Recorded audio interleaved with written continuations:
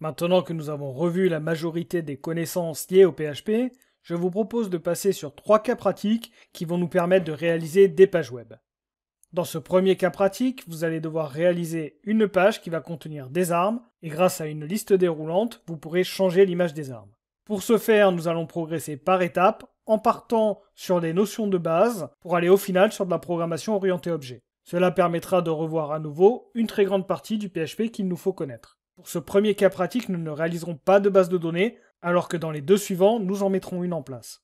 Je vous propose maintenant de voir en détail ce que nous allons faire en faisant une petite démonstration du programme. Donc ici, vous avez la page web, et tout simplement, vous avez bien votre liste d'armes avec les images. Vous aurez ensuite les listes déroulantes sur chacune des armes, et enfin, vous aurez le nom plus la description de chacune des armes. Pour cela, on utilisera de la programmation orientée objet, c'est-à-dire qu'on définira des armes contenant les propriétés telles que le nom, la description ou les images. Les listes déroulantes permettront de choisir le level de l'arme, et en fonction du level, vous voyez, on aura directement un changement de l'image à chaque fois qu'il s'opère. Les informations seront conservées de page en page grâce à des sessions, ce qui nous permettra très simplement de pouvoir changer d'arme et conserver les images de chacune des armes. Nous allons maintenant mettre en place rapidement la structure et nous commencerons à réaliser cette page dans les prochaines vidéos.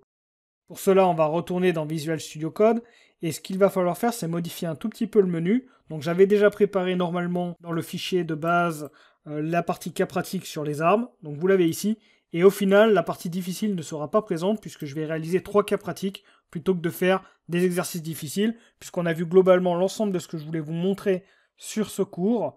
Donc on passe ici maintenant sur des cas pratiques qui se rapprochent de ce qu'on peut faire dans la réalité. Je supprime la partie difficile et on a le cas pratique pour les armes.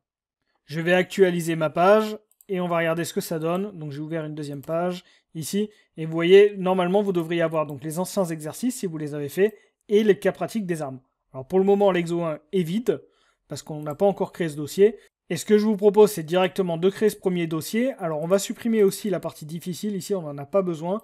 Pour ce faire je vais d'ailleurs la renommer et on va créer le dossier cas pratique comme ce qui est attendu au niveau du menu.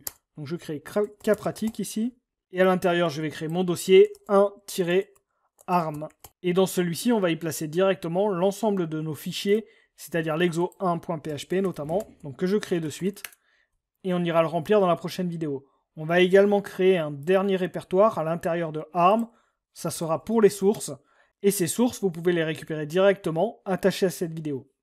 Vous aurez donc ces 4 dossiers. Vous pouvez les prendre et les placer. Alors il faut faire attention d'aller dans le bon répertoire. Donc moi c'est ici, cas pratique, armes, source, et je mets l'ensemble des images. Du coup, vous pourrez ensuite les utiliser sans aucun problème. Ces images-là sont libres de droit, elles sont distribuées par le site de Kene, que j'ai utilisé beaucoup dans mes précédents cours. Ce sont des images qui sont gratuites, en licence SEO, donc on n'a pas de problème, on peut les utiliser même pour commercialiser des produits. Donc commençons à réaliser cette page dans la prochaine vidéo.